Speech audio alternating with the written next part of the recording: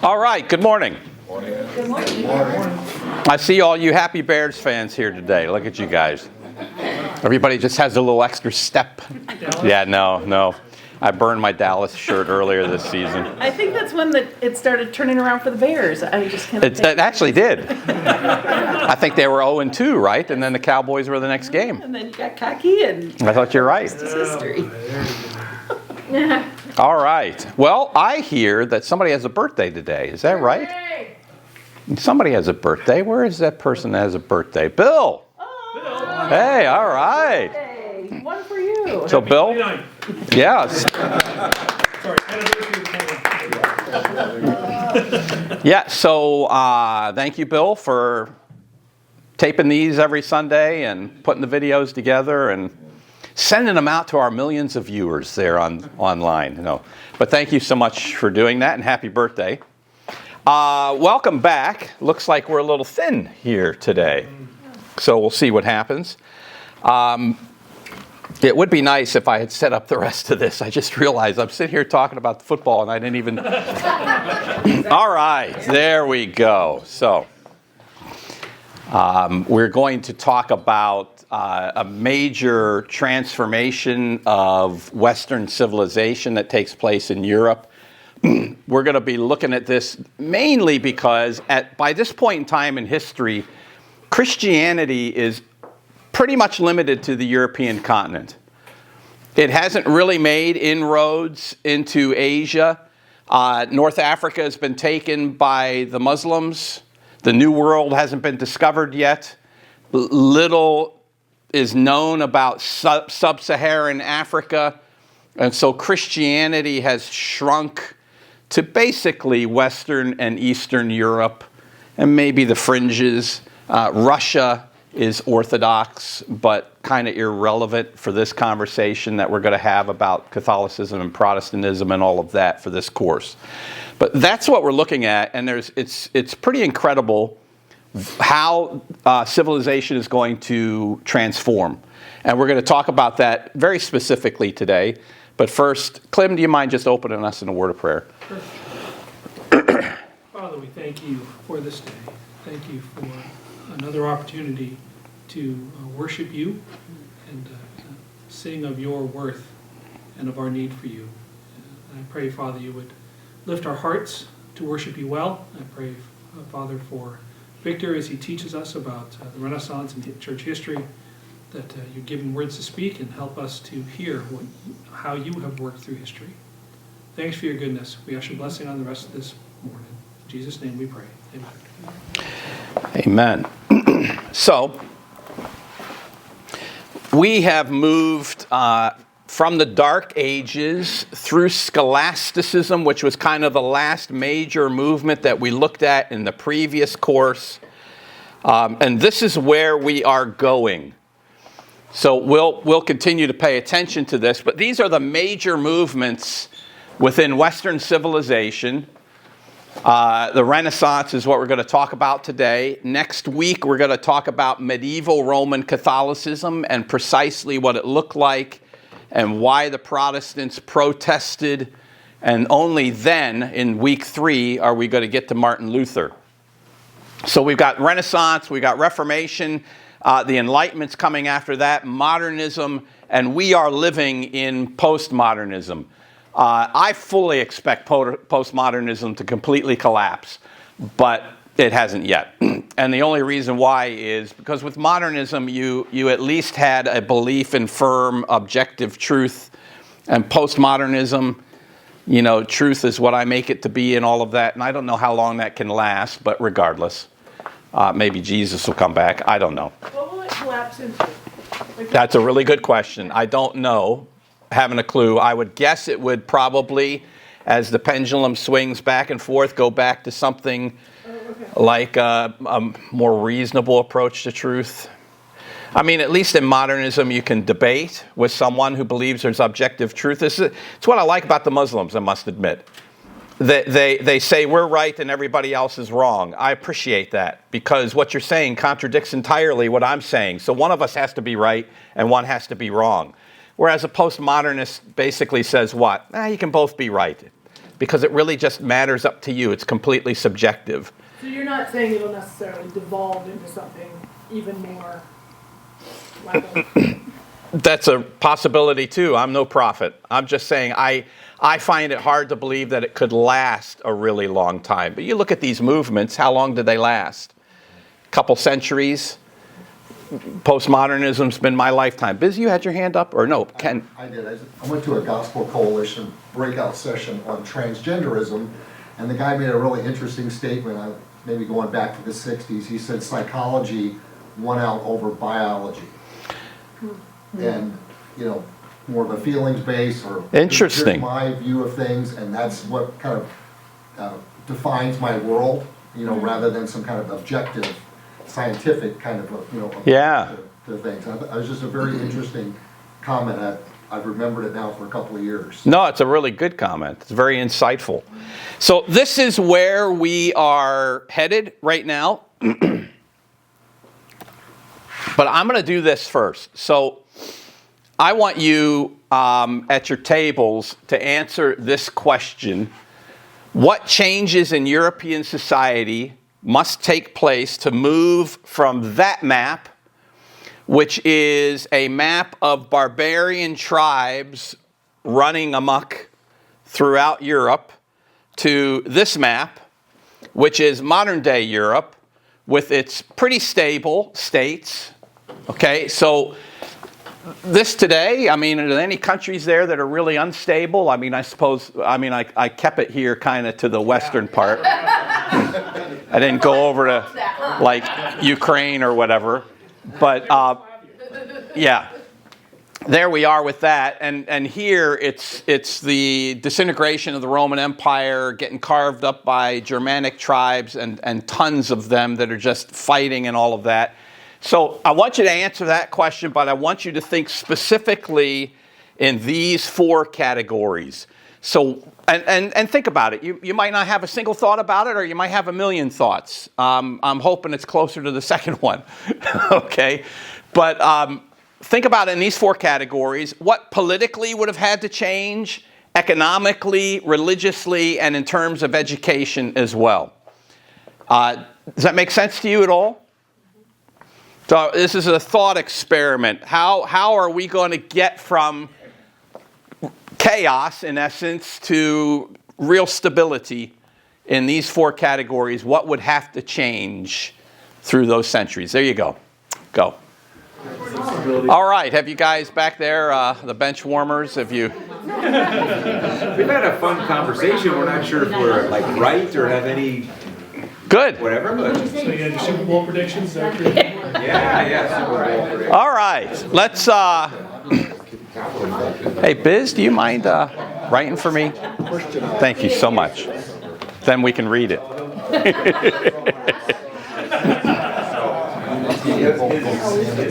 So let's listen to John and Jeff back there. Let's hear what you guys had to say. Coming in the sermon. Oh, it's coming off the bench? Yeah, the bench warmers back here. All right, they're coming off the bench. Put me in, coach. I don't know. I think we kind of just wondered if maybe democratic sorts of ideals. That was kind of the line, at least I kept thinking, and John's kind of, you know. Sure. Yeah, and so, anyway, just in general, I don't know any more than kind of moving from a kings and lords and whatever to more of a democratic sort of a society where people owned property, people could be educated, people could read. That was kind of the track we ran down, and I have absolutely no idea. No, that's okay. Are So you talking about it as it's influencing politics, or are you saying that as become Kind of all like of it, through because education? there weren't kings, perhaps. I mean, I don't know when that map on the right is from. It looks pretty modern. oh, it is now. It's now. Yeah, so I mean, there's not a whole lot of kings ruling over those European, whatever, the Prussian Empire and Austro-Hungary and some of these others are all gone, and now we've got more democratic sorts of societies. It looks Okay. like there to me. So I think in all those areas, that's the theme that just kept coming to mind. So Good. no idea. John, anything else you add to that? That's good. Perfect. How about you guys back here on the bench? Bill brought up a good one that kind of goes along with what Jeff said. The move from focus around a ruler to focus around the rule. So when you have constitutional law or just more cohesive set of laws. Good, They're and gonna that's shift as much as the rulers change. and there is certainly going to be that. It's going to be a reflowering of Roman law. I like the way you put it. So it isn't the monarch's will that determines what's good, bad, right, wrong, whatever. And now there is a law that applies and is general. How did you put it again? He said from ruler to rule. From ruler to rule. Okay, very nice. I like that. All right. How about over here, ladies, at table number 5? Anything that you had to throw in? I'm not sure what we said. I think I took us back too far. I was trying to figure out how did you get the Germanic tribes to form countries? That's what we talked about, Sarah. You're not Okay, crazy. That wasn't too far. and Wanda was pointing out that as they get power, people in power get power, they're going to want more power, and that leads to uniting a religion that brings them together, but also uniting under particular leaders.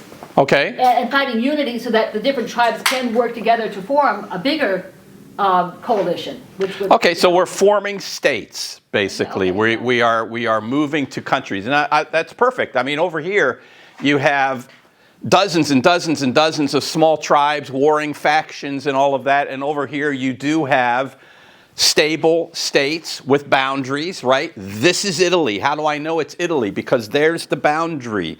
That is not Italy. That is France or whatever, all of that.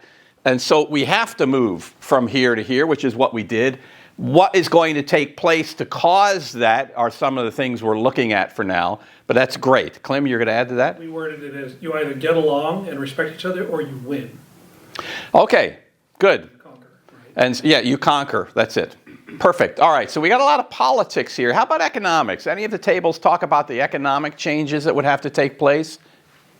Talked about you have the trade, and if you have trading, like trade would continue, but also if there's either common currencies or exchange tables where people agree that, hey, these 2 rupees equal whatever, equal 4 of these. Right. So increased trade and then common rules of trade.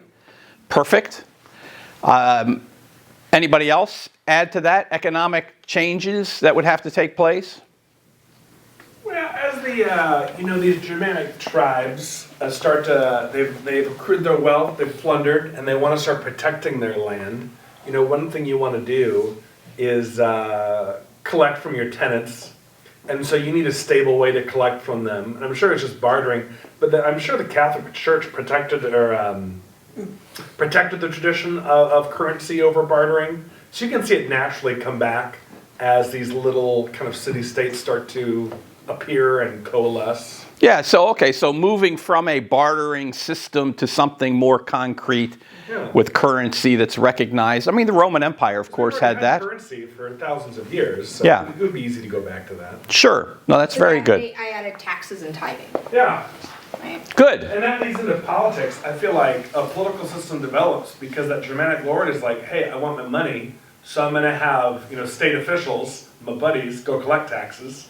They come back, all the people are complaining, so you might change policy or kill your tenants, whatever. Sure. And slowly a political system develops out of that, the feudal system, Good. Excellent. Yes, Sarah. You threw in something talking about your tenants. I keep thinking about the natives running around in the woods. You start moving from a hunting and gathering civil groups into agricultural groups. That's going to change things too, because you're going to need land in order to farm.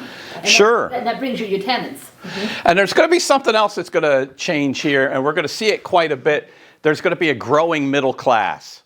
And I don't know if you realize how important that is to our American society, how it has made us strong.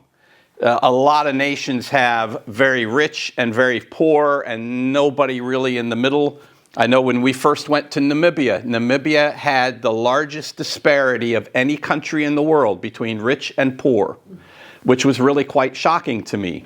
That's a really unhealthy society. Middle class is going to bring a lot of balance and a lot of freedom that you don't have in that rich-poor dichotomy. And we're going to see that. I'm going to be repeating it consistently here. But so we're going to talk about the reasons why, and one is trade possibilities and these sorts of things as well. Anybody have anything to say? What tables, you guys all got together at table 1. Did you want to add anything? Did you say anything about education maybe? We didn't get there. That's fine. Did anybody have any ideas? Hold on, Megan. We thought, like, the spread of information through the printing press around this time. I don't know if that's directly education, but just... Perfect. I mean, that's where I would put it. Printing press is definitely education. That is the way information started to spread rapidly. Clem, I'm coming to you, but I see Rebecca up there. Let me give Rebecca... For religion, we talked about how that religion could have calmed some things down when, like, all of them were like, oh wait, maybe we shouldn't ransack these millions of people. You would hope it would work that way. I'm not sure if it did entirely, but I think you're right that once certain Christian principles seep into a culture, you would hope that that culture would then act in more Christian ways.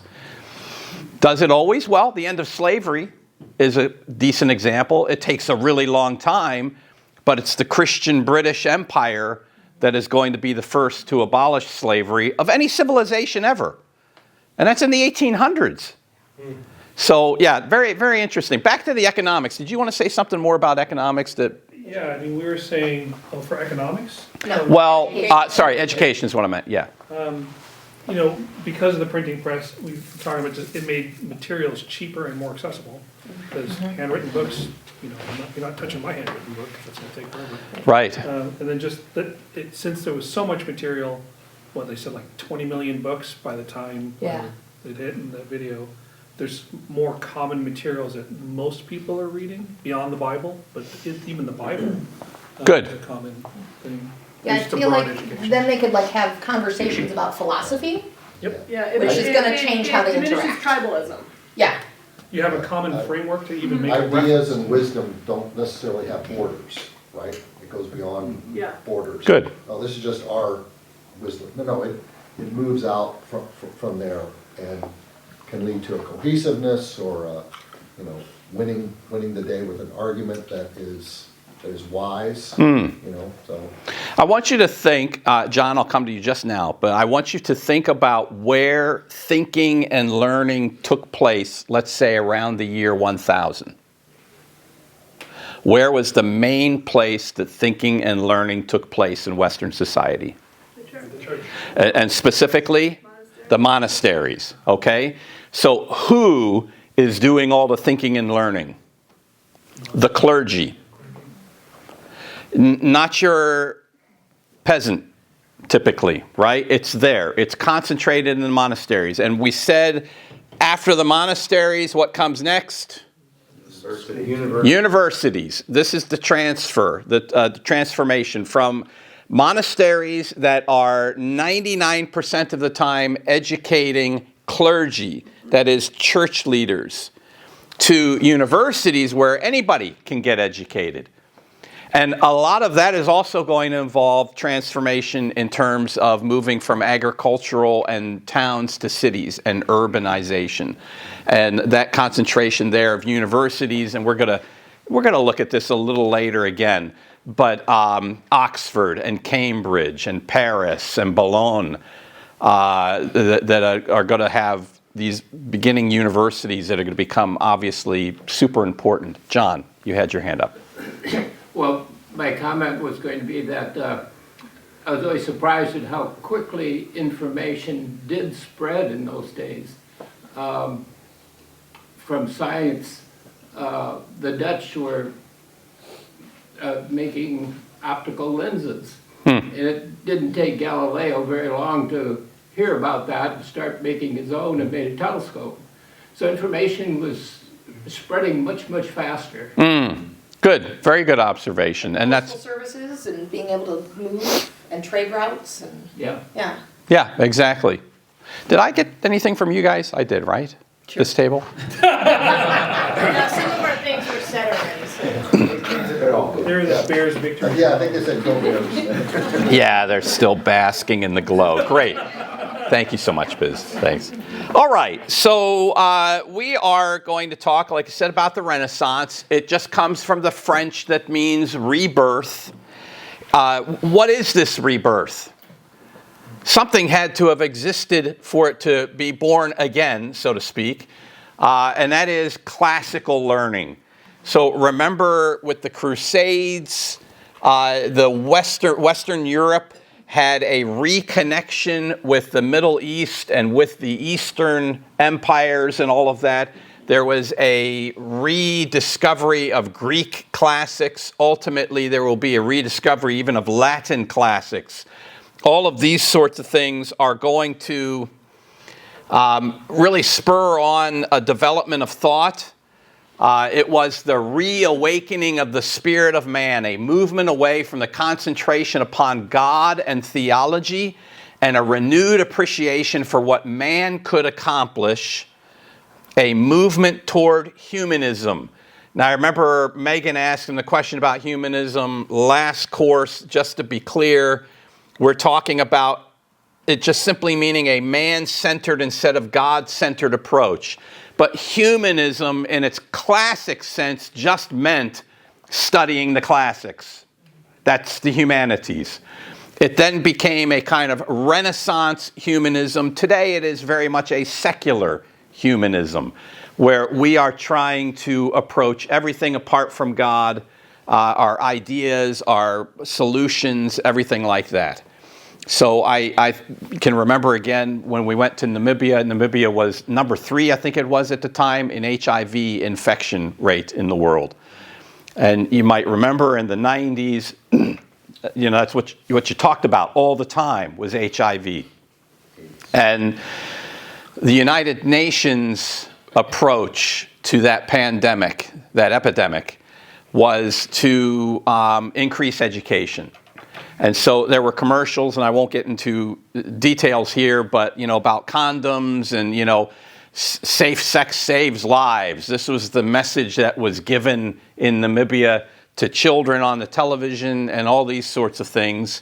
That's what you're going to get from the United Nations. You're not going to approach it as a moral problem, because that's not what the secular institution of the United Nations does at all. But it is a moral problem, isn't it? So you are addressing a real problem, but you're not addressing the real cause of it. You're addressing symptoms. So let's just educate people. Then they'll know how to use birth control more properly, and then we'll solve the problem. Well, that will help on the fringes at certain levels, but it won't solve the heart problem. And so that's secular humanism. Here, obviously, we're dealing with people who are Christians. This is a Christian society, Europe is at this point. So I want you to just think about this, and I really struggled with how to ask the question well. And I don't know that I'm going to ask it well. But how do you strike a proper balance between earthly and heavenly concerns? Is everything apart from God pointless in the final analysis? Now, I know that last question you're going to say, well, duh, of course. And so I'm still having trouble formulating what I'm trying to get at. So let me try this. The Renaissance is going to say, the Renaissance spirit is going to say, instead of being trapped by the church and by thinking of only what's going to happen in the next life, we need to think about now in this life. And all of a sudden you have great art and architecture and inventions. You look at Elon Musk. Elon Musk is clearly not a religious man. But the amount of good that he has done in the companies he's created, let's just leave it at that. He employs about 130,000 people around the world. That's a fair amount. I mean, Bill Gates is another guy. He's not very religious, but Microsoft employs about 230 million people around the world. I don't know about Sam Walton, the guy who started Walmart, whether he was a believer or not. I really don't know. If anybody does, it'd be interesting. But Walmart employs about 1.6 million people. That's a lot of people with gainful employment so that they can feed their children and whatever. Okay? Assuming that greeter there at the front makes a lot of money. But anyway, still, there are jobs. And I'm just sitting there trying to think, at what point do you lose the plot? These guys are going to move towards a human-focused approach to life, and a lot of good things are going to come out of it. But is that worth anything at all, apart from God? I don't know how to ask the question. I still don't know how to. So one thing is that you have people who are kind of like the visionaries and like have the big ideas, but can't figure out how to put that stuff into practice. Then you have the detailed people like, oh, you want to do this? Then you need to do these 3 things, these 7 things, move these movements, and then here's the timeline for it. And it's almost like you have the church saying, okay, here's the biggest idea there is about God and how everything works. And then you have the people that they work with that go, okay, well, let's put these programs in place, and let's put this education, and let's help these, ministries to occur. And then there's like a break. And the people who are doing something like, well, whatever, I know, I see this other thing I want to do. I'm not tying it to God, but I'm just going to go do this because I see this need. That maybe there's an aspect of that there where the doers are kind of doing, and away from the thinkers.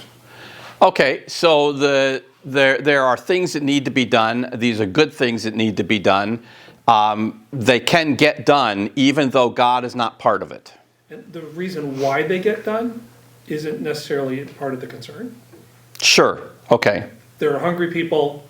Yeah, God cares for the hungry. He has fed us. We should definitely feed them. As opposed to people like, there's hungry people. Let's just feed them. Because I think we should feed them. Okay, all right.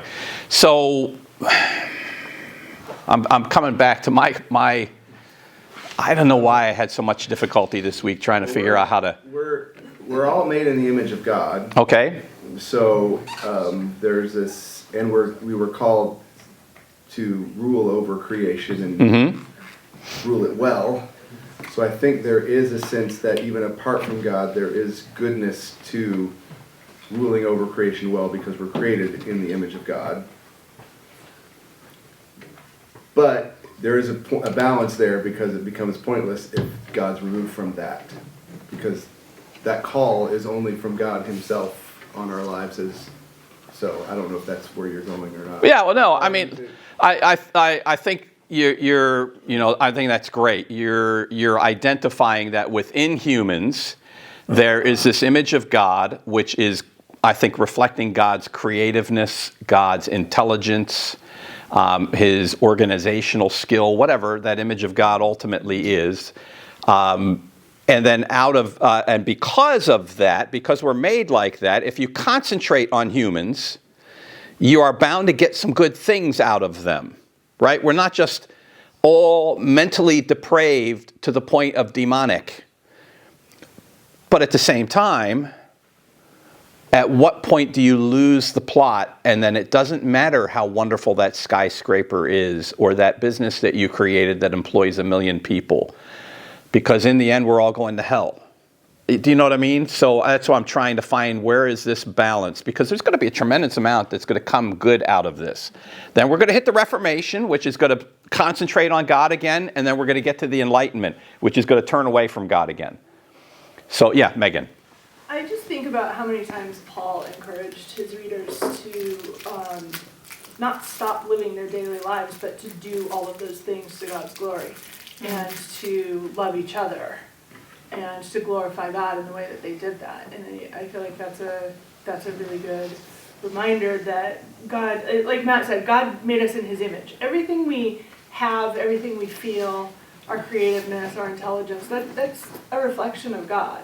But we are responsible to use it as a reflection of God. And if we're not doing that, I think there's where that divide is. Good. But even think about, I remember talking to someone and they're like, well, how come Christians aren't doing more? I'm like, oh yeah, how come they haven't done much in history? I'm like, oh, you mean like all the hospitals and all the universities that were actually started by Christians? And they're like, oh yeah, that's a good point.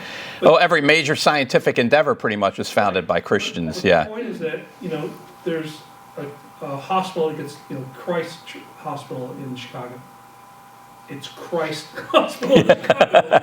They don't talk about Christ anymore. There are some ministers there who do some stuff, but I mean, that's not what's driving it. They don't start meetings with prayer anymore. They used to. So again, it's kind of like the organization becomes the point, not the larger ministry, you know? Go ahead, Nate. I just go back to Ecclesiastes, and just everything's vanity and meaningless. I don't know. Right, and yet there is, and we did it in small group, and it did pop into my mind, Ecclesiastes. There is this repeat within the book. Put your hand to your work, eat and drink, and find, satisfaction in that, because basically God has created this for us. And yet, meaningless, or vanity, yeah. I don't want to poo-poo the Renaissance, but don't you think there's this idea that there's something more? And it started out as, let's build the biggest thing for God, but then it became, let's build this building for us. That's it. And I just feel like they lost their way as civilization coalesced and became greater, almost kind of Tower Babel-y. Yeah, sure. Tower of Babel, Tower Babel-y, as Nate said. That's very, very, theological, scientific term. Tower Babel-y. I think of modernism leading up to World War II. Every country was like, we're the best, and we're going to usher in this era of awesomeness because we're great. And peace. And then 2 world wars happened. We're like, oh, I guess we're all awful, and we didn't realize that, but we are. I don't know. I just finished listening to Teddy Roosevelt's autobiography, and he wrote it before the start of World War I, and it was just a couple years before. And I was shocked at certain things he was glorying in the peace in the world. And just in a couple of years, it's going to go right down the toilet. It's just shocking to me. But listen, this is going to be a bit obscure, but this is from Genesis. This is the line, let me, before you start reading that. This is the line of Cain. So remember, Moses has this contrast in the early chapters of Genesis between the line of Seth and the line of Cain. And Cain, of course, is the bad guy. And Seth, it's through his line that Jesus is going to come. All right, Cain is a murderer, and you follow his line. And if you follow both of them, you're going to get to the 7th man in each line. And one is going to be Enoch in Seth's line. He's the one who walks with God and is taken away. And the 7th in Cain's line is going to be a guy called Lamech. He is the first polygamist named in the Bible. And he's a violent man. He takes vengeance to the nth degree. You insult me, I burn your whole house down. That sort of thing, okay? So I just want you to see that context here, because it's in Cain's line that we're looking at. Cain knew his wife, and she conceived and bore Enoch. This is a different Enoch, just so you know. When he built a city, he called the name of the city after the name of his son Enoch. To Enoch was born Irad. Irad fathered him. He fathered him, he fathered Lamech. There we go. And Lamech took 2 wives. The name of one was Adah, and the name of the other Zillah. Adah bore Jabal. He was the father of those who dwell in tents and have livestock. Okay? Now, I forgot to underline that part. His brother's name was Jubal. He was the father of all those who play the lyre and pipe. This guy must have invented music. Or, do you invent music or do you discover music? You can invent instruments. He invented instruments. There we go. Lyre and pipe. Good. Zillah also bore Tubal-Cain. He was the forger of all instruments of bronze. All right. It's really kind of buried in there in Genesis chapter 4 that you find in this rotten guy, Cain's line, a tremendous amount of invention and creativity and organization and all of that. And it's precisely put in here for us so that we know this is the dude that made the first rap song. No, okay, maybe not back then. But anyway, he created musical instruments and all of that. But the tenor of Genesis and the genealogies, Cain's is really bad. And ultimately, we're going to get to Noah and the flood, where it has become so corrupt and so evil that God determines to wipe the face of the earth with the waters and save just 8 human beings. It's that bad. So at some point, all of this creativity became pointless. And I think, what Nate was saying there when we're looking at the Renaissance, and these are going to be just a couple definitions, get an idea of what they're reveling in. The Renaissance may be confined to the recovery of the culture of Greece and Rome and the revival of polite literature and art. After having been taught for centuries that the literature of classic antiquity was full of snares and dangers for a Christian public, men opened their eyes and reveled with childlike delight in the discovery of ancient authors and history. These are quotes from Philip Schaff, that great 19th century American historian. The Renaissance would achieve freedom from the intellectual bondage to which the individual man had been subjected by the theology and hierarchy of the church. So one of the problems here is that the church, which should have been the heart of freedom, real freedom and liberty, had become so oppressive and so corrupt and really evil in many respects, at least the leadership, some of the leadership, I'm not saying every single Christian, of course, that you wanted to be free from it. The Renaissance, it called man from morbid self-mortification. Does that sound a lot like the monastic movement? It does to me, not again across the board, but a lot of it was that. It was morbid self-mortification as the most fitting discipline of mortal existence here below, and offered him the satisfaction of all the elements of his nature as his proper pursuit. We want to try to find a balance between honoring God. I think, Megan, you said it pretty well. What Paul says, whatever you do, do it to the glory of God, right? 1 Corinthians 10:31. You want to have God as your focus, and yet that doesn't squash human thriving. It should help us thrive. Help us do the things that we would like to do, that creative juices flowing, in us, because we are made in God's image. Yeah, Megan. I think too about the very first catechism question in, I can't remember which, I think it's the Westminster Catechism. What is the chief end of man? The chief end of man is to glorify God and to enjoy Him forever. How do we enjoy Him?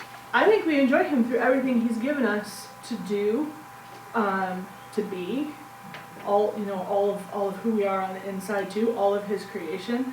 But if we start being creative or intelligent or whatever for our own glory, so that for God's glory, there again you set the balance. Right.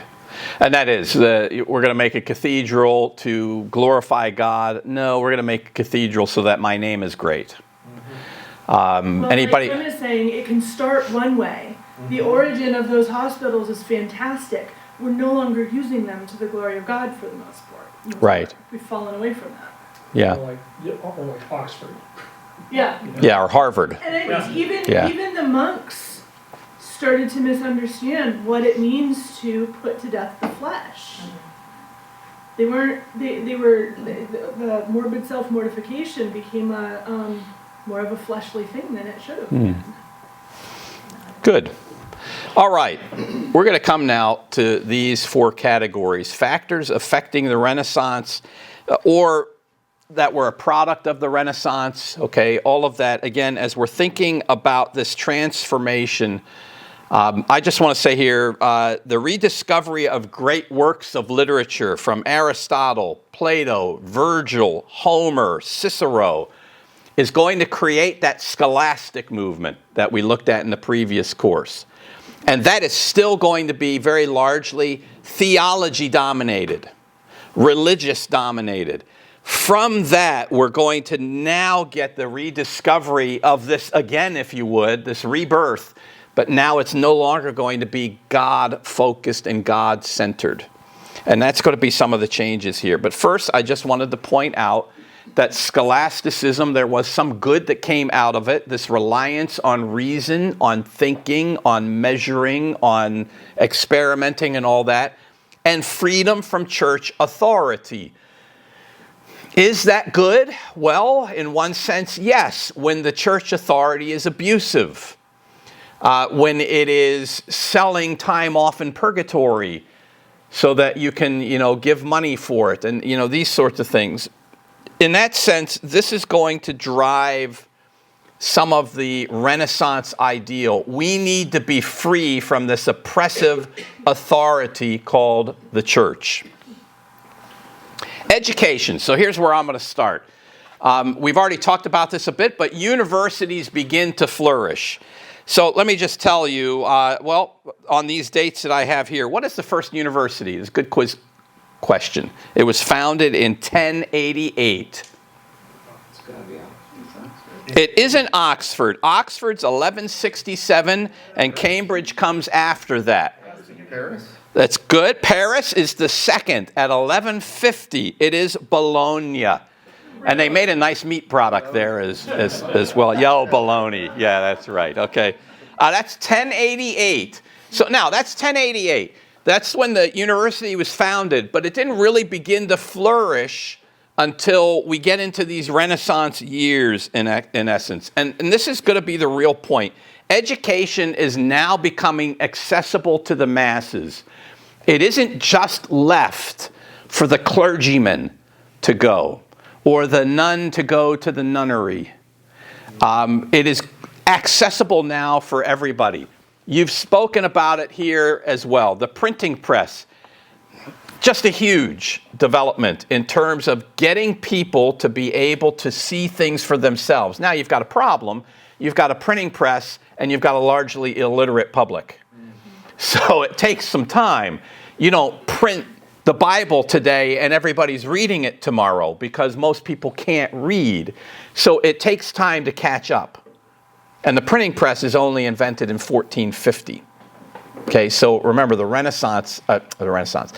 Reformation is only 50 to 70 years away. So the printing press actually comes fairly late in this process. Hey, Victor, I have Yeah. maybe dumb question. Sure.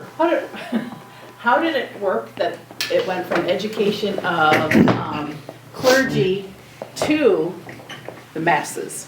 How did clergy say, hey, others should get to know some things? Or how did that movement happen? Where did that... Right, and it probably wasn't that. The clergy were probably were happier that people didn't know, because then they were the authority and could tell you what to believe, how to think, how to behave is what I want to say, and so forth and so on. One of the things we're going to get here is called, is it the next one, anti-clericalism? Let me just see, because it'll be related to that. I think it is. Yeah, there it is. All right. The church is going to become corrupt.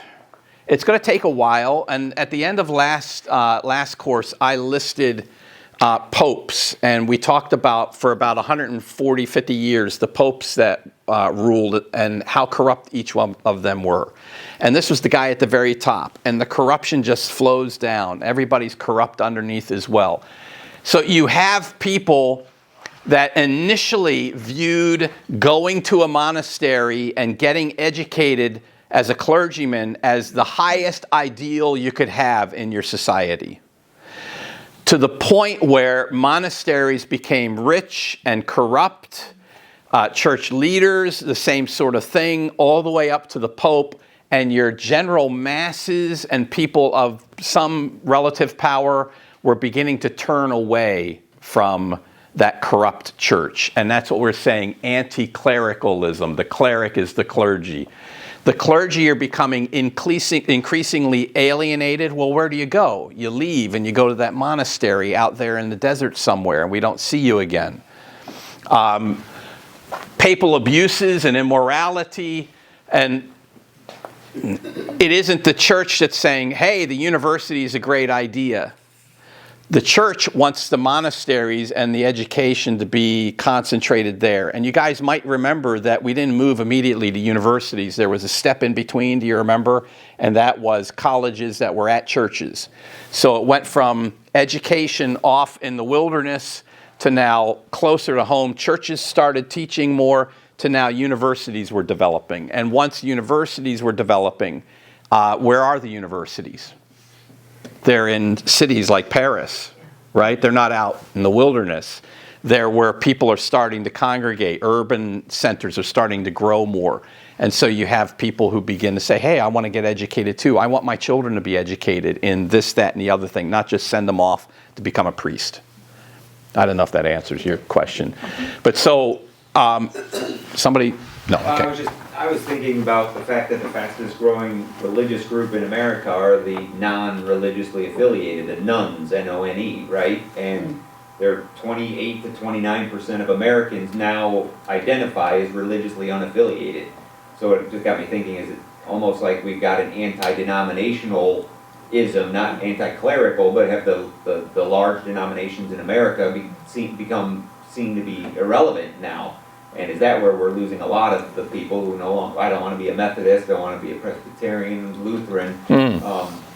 Just makes me wonder, and is it education so much as kind of some of the things that were going on in the Roman Catholic Church that turned people away? Is it now they're like, hey, why would I be a part of this irrelevant denomination? And they've kind of just walked away from the church anyway. That's all I was predicting. Well, and you do have a society that is becoming more secular too, right? Yeah. I mean, who is equivalent to Billy Graham today in American evangelicalism? Is there an equivalent? I don't know that there is, right? I mean, somebody on TikTok. Yeah, somebody that we don't know. Yeah, somebody I wouldn't know then if he's on TikTok. But so society has changed, and is that a product of the church failing? Maybe in some ways, and also other factors that are just going to be anti-church and anti-Christ regardless. But yeah, it's very interesting. Because previously the church and the synagogue, and that was a community. If you were excommunicated out of the community, that's a terrible place. Well, now it's like excommunicate from church. I'm going to go down to the one down the street. Yeah. I don't care. Or why do I even do that? I have all my social friends on 16 platforms that I don't need anybody. Well, COVID, I know most statistics, we lost about a third of churchgoers due to COVID. They never came back. So they're doing the online stuff.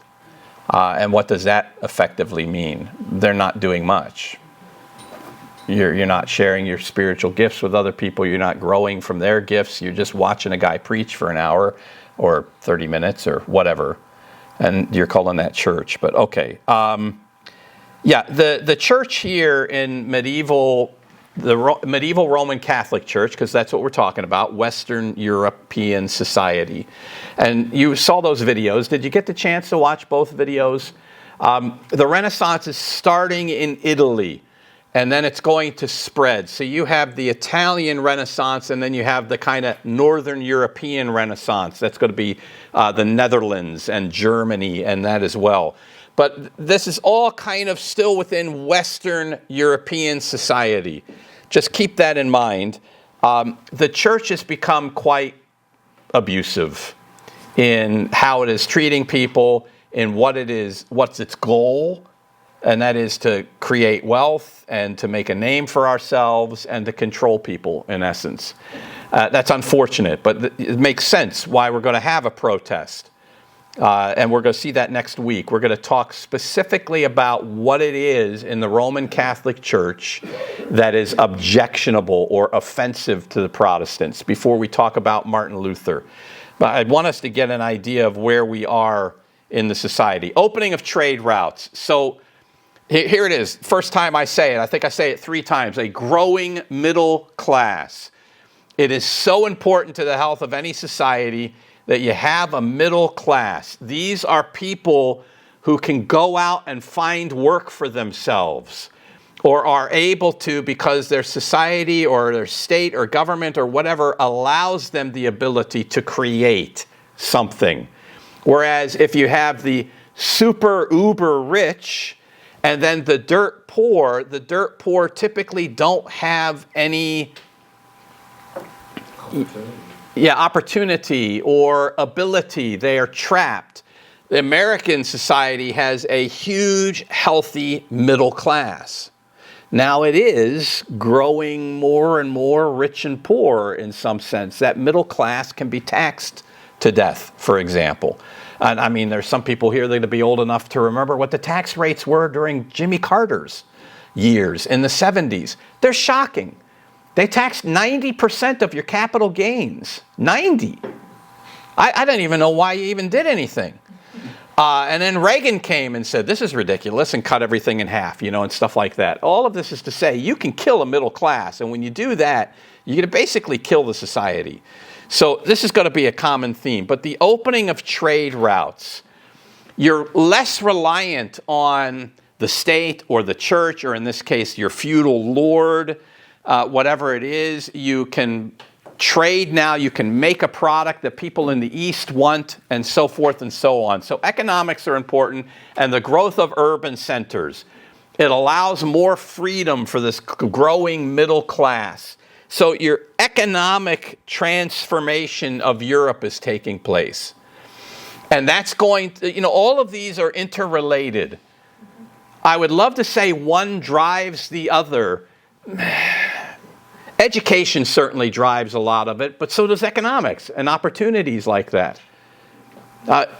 Anyway, now we get to politics. And the first is the breakdown of the feudal system. So remember again what feudalism was. What was power in feudal Europe largely concentrated in? It was land. You own the land, you have the power. The people that live on your land are basically your people. They would mortgage a piece of land from you so that they could do subsistence-style living. And in return for that, they would give you, the Lord, the right over them.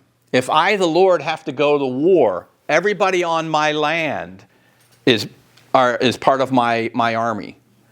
And so you have this kind of relationship that's it's a landlord-tenant kind of relationship, but it's a lot more complex than just that.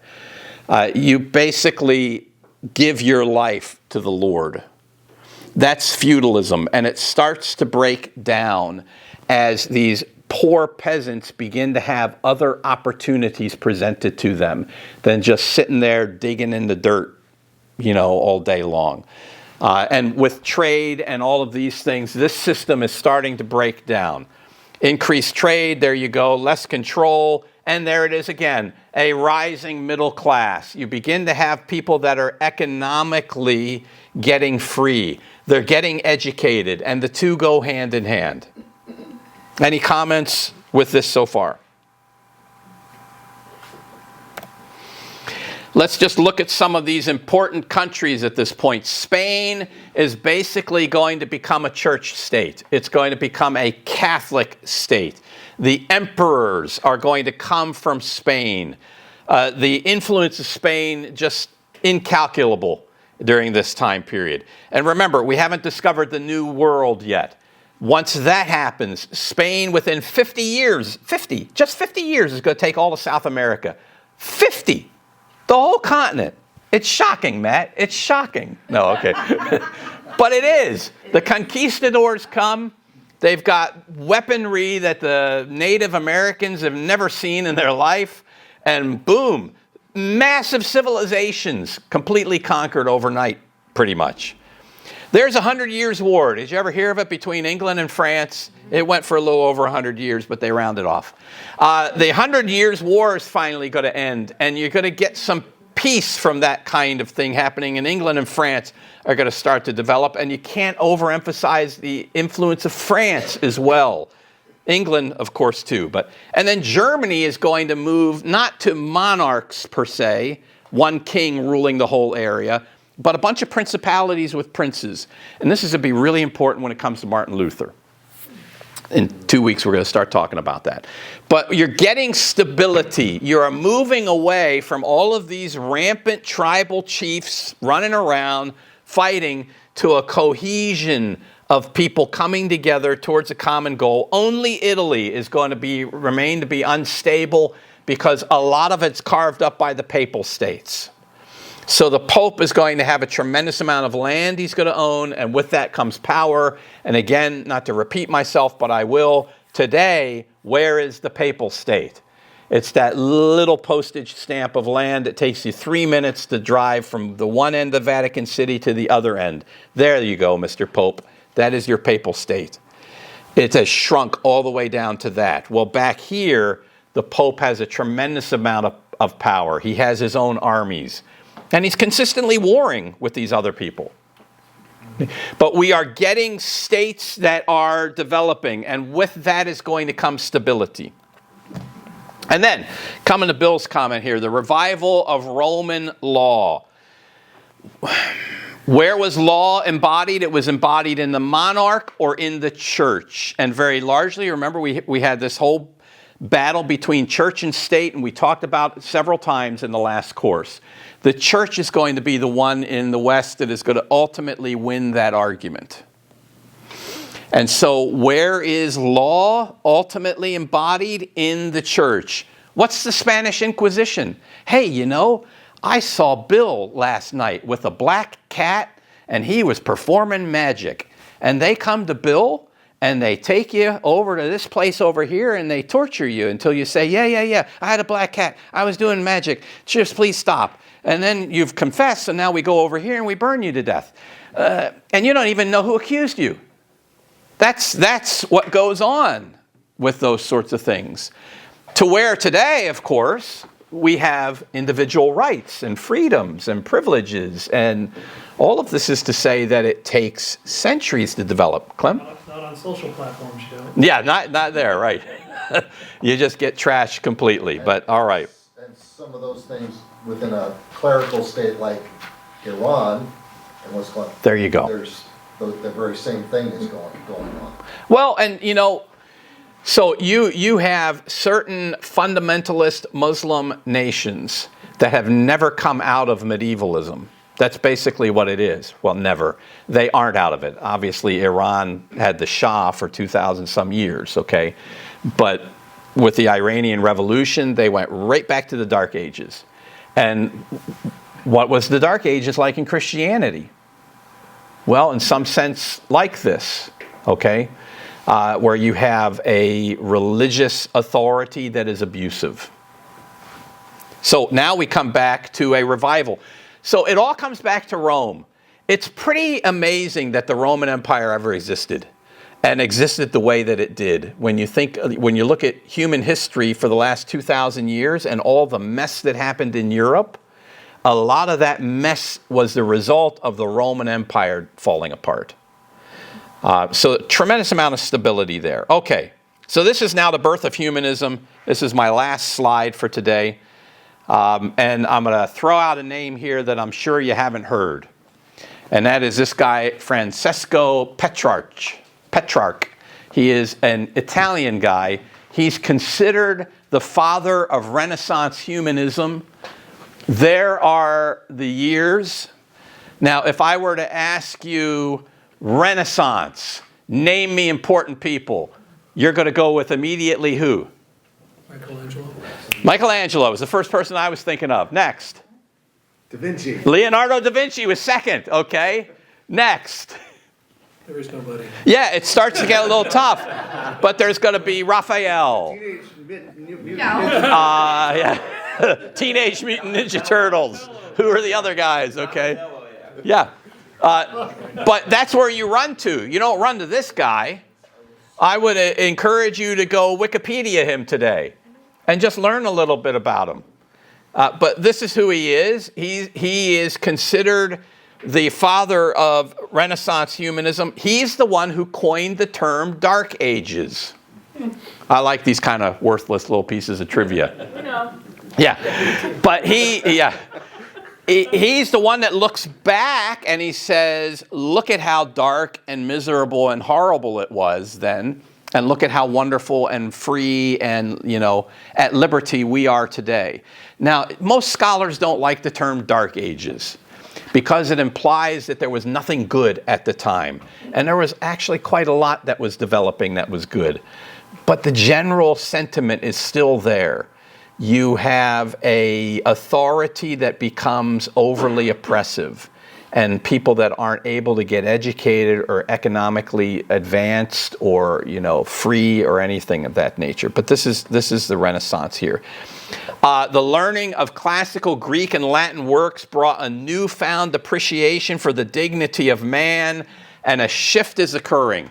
The greatest aim of man is not so much to worship and serve God, but to live ethically. Now, there's nothing wrong with good, moral, ethical living. But that's not the chief aim of it, and that can slide around a lot, right? So today we say, let people love who they want to love. And you define love any way you want to at that point. And the Bible defines it a certain way, and this is the way God defines love. And if your society is saying, well, we need to live ethically, that's a lot different than we need to live biblically. Biblically roots you in God's ethics. Living ethically, well, that God, those goalposts can change quite a bit. So just for my life, what was considered immoral in the 70s is now praised at the highest levels in American society. A shift in emphasis from a preoccupation with the next life to this life. And again, we need a balance there. I'm sure you've heard it said that he is so heavenly minded that he is of no earthly good. Okay, you can become so fixated on the next life that you don't care at all about this life, or vice versa. You can be so concentrated on this life that now the gospel is what? Freedom from slavery. That's what the gospel is. Freedom from poverty. That's what the gospel is. Freedom from heterosexual dominance. That's what the gospel is. Freedom from, misogynistic patriarchal societies. That's not the gospel. But we do want people to be free and to be able to thrive within the context of some sort of earthly or heavenly ideal that we are striving for. We'll just leave it at that. The chief aim of man is to enjoy this life. Well, not quite. An explosion in Renaissance art and architecture, and then we get to Erasmus of Rotterdam. So here's the Dutch guy. He is at the end of the Renaissance, and it's going to become its most vocal person. He's going to have a biting critique of the superstition, immorality, and corruption of the Roman Catholic Church. We talked about him previously. In praise of folly, he wrote this treatise where, to the point that the modern pope of his day refused entrance to heaven of Peter, the first pope, because Peter wasn't rich enough. And it's this kind of satire that Erasmus is going to foment and get away with it, because he's in a country where there's freedom for him to get away with it. If Erasmus were in Spain, he probably would have seen the Inquisition at some point in his life. So it does depend on where you are at this point in European society. And then I end with this quote. The basic idea was that man was the measure of all things. His individuality, his freedom, dignity, and godlike qualities were all stressed. His reason and rationality was unique. Man had reached intellectual, cultural, and even religious maturity and independence. And that was 600 years ago, the Renaissance, and it's going to repeat. We're going to get to the Enlightenment after the Reformation, and you could probably quote this again, and it would mean the same thing by the time you get to the 1700s. There's going to be this pendulum swing where you're going to concentrate on God and godly pursuits like the Reformation did, and then you're going to come back again to concentrating on man and human-centered endeavors like the Enlightenment. And what you want is somewhere in the middle there. But civilization typically doesn't do that. The pendulum typically goes all the way over here, and then all the way over here, and then there's a negative reaction, and it goes all the way back again, and round we go, or side to side we go. Anyway, that's kind of what's happening in Western European society. Like I said, next week we're going to look specifically at Roman Catholicism and what it was teaching, how it was presenting salvation, and then why a guy like Martin Luther is going to protest. All right, let me pray and we will go to worship. Dear Heavenly Father, thank you that we can look back at history and see what affected ultimately your church and how your church affected civilization. It's amazing to me that there is a church today with so many of the problems that were existing then and even today. We do ask that you would help us as we worship to be mindful of you as our greatest concern and to do all things to your glory. In Jesus' name, amen. Thank you.